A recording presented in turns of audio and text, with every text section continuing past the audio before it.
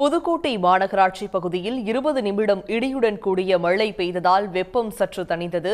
கூடுதல் விவரங்களோடு இணைக்கிறார் செய்தியாளர் ஷேக் அப்துல்லா. முழு விவரங்கள்.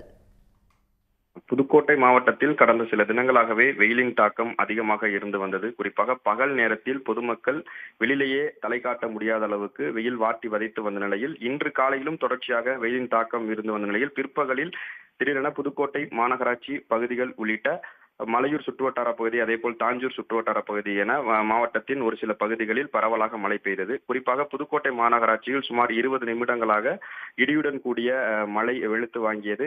தற்போது மழை ஓய்ந்த நிலையில் சற்று குளிர்ச்சியான சூழல் நிலவியது. தற்போது மீண்டும் அந்த வெயில் அடிக்க தொடங்கியுள்ளதால் மழை பெய்த தடமே தெரியாத அளவிற்கு மீண்டும் வெயில் அடிக்க தொடங்கியுள்ளது. குறிப்பாக கோடை காலம், இனி வரக்கூடிய காலம் கோடை காலம் என்பதால் இது போன்ற மழை தொடர்ச்சியாக அவ்வப்போது பெய்தால் மட்டுமே வரக்கூடிய கோடை காலத்தை சமாளிக்க முடியும். இல்லை என்றால் வெயில் பொதுமக்களை வாட்டி வதைத்து விடும். அதனால் இது போன்ற மழை தேவை என்பதே புதுக்கோட்டை மாவட்ட மக்களின் எதிர்பார்ப்பாக இருந்து வருகிறது.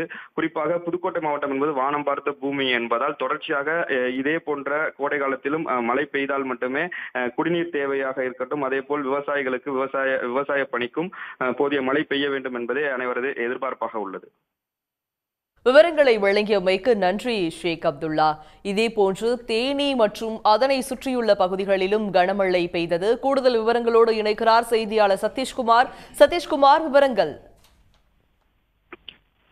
அதாவது இந்த கோடை காலம் துவங்குவதற்கு முன்னே தேனி மாவட்டத்தில் மட்டுமல்லாமல் தமிழகமெங்கும் பரவலாக வெயிலின் தாக்கம் அதிகமாகவே இருந்து வந்தது.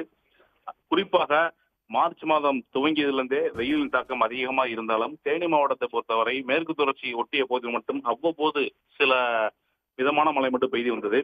இருப்பினும் கடந்த ஒரு 20 நாட்களாக வெயிலின் தாக்கம் மிக அதிகமாகவே காணப்பட்டது. இன்றும் வழக்கம் போல அதே போல காலை முதல் வெயிலின் தாக்கம் அதிகமாக காணப்பட்ட நிலையில் பிற்பகலுக்கு பிறகு வெயிலுடன் கூடிய மிதமான மழை பெய்தது. அதனைத் தொடர்ந்து மிதமான மழையை தொடர்ந்து கனமழை வெளுத்து வாங்க தொடங்கியது. இந்த மழையானது தேனி மட்டுமல்லாமல், தேனி நகர்பகுதி மட்டுமில்லாமல், தேனி நகர்பகுதி அதனை சுற்றியுள்ள பகுதிகளான அள்ளிநகரம், பொம்மையகவுண்டன்பட்டி, ரத்ன நகர், வடபுதுப்பட்டி, அன்னஞ்சி உள்ளிட்ட பல்வேறு பகுதிகளில் இந்த கனமழை அதிகமாக வெளுத்து வாங்கியது.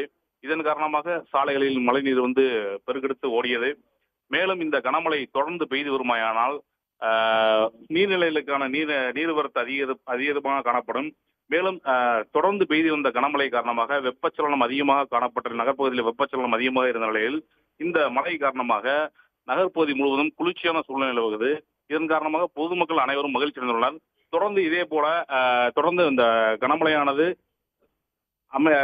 வானம் தற்போது இப்போ வானம் மேகமூட்டத்துடன் காணப்பட்டு வருகிறது. தொடர்ந்து அடுத்தும் இன்று இரவு முழுவதும் மழை பெய்யக்கூடிய சூழ்நிலை நிலவுமாறு இருக்கிறது. இதன் காரணமாக பொதுமக்கள் மற்றும் விவசாயிகள் ரொம்ப மகிழ்ச்சி அடைந்துள்ளனர். விவரங்களை வழங்கியமைக்கு நன்றி சதீஷ்குமார். உடனுக்குடன் செய்திகளை தெரிந்து கொள்ள சன் நியூஸ் பெல் ஐகானை கிளிக் பண்ணுங்க.